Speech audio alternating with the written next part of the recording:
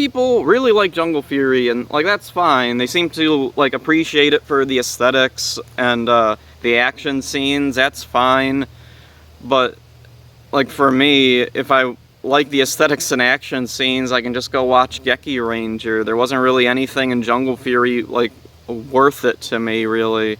Like, even the original elements in Jungle Fury did not appeal to me that much. So, what I wanted to do something to tie in with Jungle Fury. At the end of SPD, I wrote, like, a big team-up thing. At the end of Overdrive, I wrote, like, a missed opportunities thing. So for Jungle Fury, I decided I would do a rewrite, kind of like what Thomas Vaccaro does for Winx Club. I'm not really good at writing characters, though. I'm more like writing like broad things, like the broad sweeps of the story. If I was developing a show or something, I would write like the broad sweeps of things, but I wouldn't really write individual character interactions and things like that, because that's just not what my strength is. My strength is more like epic. Like the big epic picture of things. And also I tend to focus more on the bad guys, because in Power Rangers, that's one of the things I find more interesting than the Rangers usually, is the bad guys and what their relationships, what their allegiances and all that is. So yeah, here's my rewrite of Jungle Fury. Chapter 1. At a secret temple deep in the forest, young adults are trained in the way of the Pai Shui, a martial art that unlocks the animal spirit within every human. The current Master Mao selects 5 students: Casey, Theo, Lily, Jared, and Camille. He takes them to a secret room deep below the academy. He warns them of an evil spirit, Daishi. Eons ago, Daishi was once a Pai Shui master, but he grew hungry for power and attempted to steal the spirits of the other masters. The past masters managed to lock him away by unleashing the full power of their animal spirits. The students all understand. Jared, though, can hear Daishi call to him.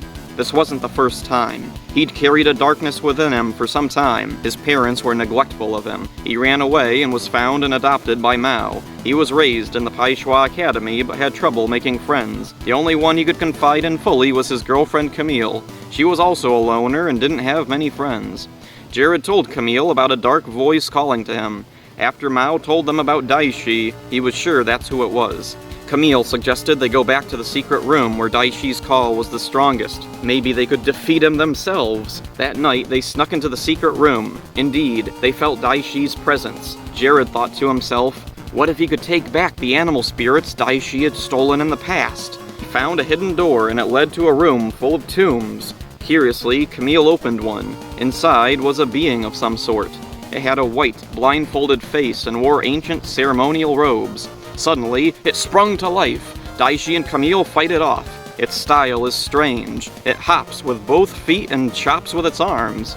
In the battle, the other tombs are disturbed. Out of them comes more of these creatures, the Rinshi, minions of Daishi.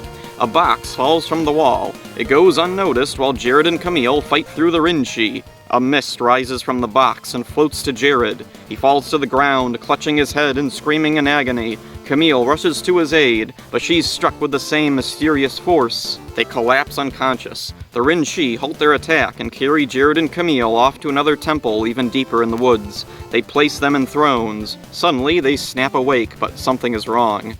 Jared and Camille's eyes glow with a yellow aura. They turn to each other and let out inhuman laughs. The Rinshi hop in and bow down. Jared stands and addresses them. Daishi has returned. The evil laugh of Daishi echoes through the surrounding woods. The next day, at the Pai Shui Academy, Master Mao finds a secret room in ruins. Casey, Theo, and Lily wonder what could have happened. Master Mao turns to them. I was afraid this day would come. He goes on to explain that Daishi was weakened and required someone with a strong dark spirit, known as Zakado, to regain his full power. He leads them to the other temple. It's guarded by Rinshi. They fight past. Inside, Jared is sparring with Camille. Daishi is getting used to how their bodies work. They hear the fight outside and bring in a single Rinshi. Daishi waves a hand over its forehead, and suddenly the Rinshi changes its form. It transforms into a bull monster. Daishi infused it with the spirit of a master he'd stolen ages ago. The monster confronts the 3 Pai Shui students outside. As they deal with him, Mao goes inside and finds Daishi. He tries to get through to Jared and Camille, but Daishi's influence is too strong. Daishi makes Jared and Camille transform into their animal spirit forms. Mao unleashes his own fox spirit and fights back. Outside, the three students have managed to trick the bull monster into running headfirst into a stone structure, knocking it out. They run inside and see their master defeated. Daishi and Camille leave them behind and take the monster to the Paishui Academy. The three students run to Mao. He laments to them that he was not strong enough to defeat Daishi. His body begins to disappear, but before completely gone, he writes out a number in the dust on the floor. His body dissipates into mist. The three hear him say one last thing. Karma. The number 637 and the word karma were their only clues. They returned to the academy only to find it ransacked by Daishi and Camille. The monster was awake and grown giant. The students could see it off in the distance, attacking the city. Theo spoke up. I think 637 is an address. We should go look for it in the city. Casey took a step back. He was the youngest, with less experience than the others. I don't know. I don't think I'm ready for this. Lily put a hand on his shoulder and reassured him. It's all right. We're going to figure this all out.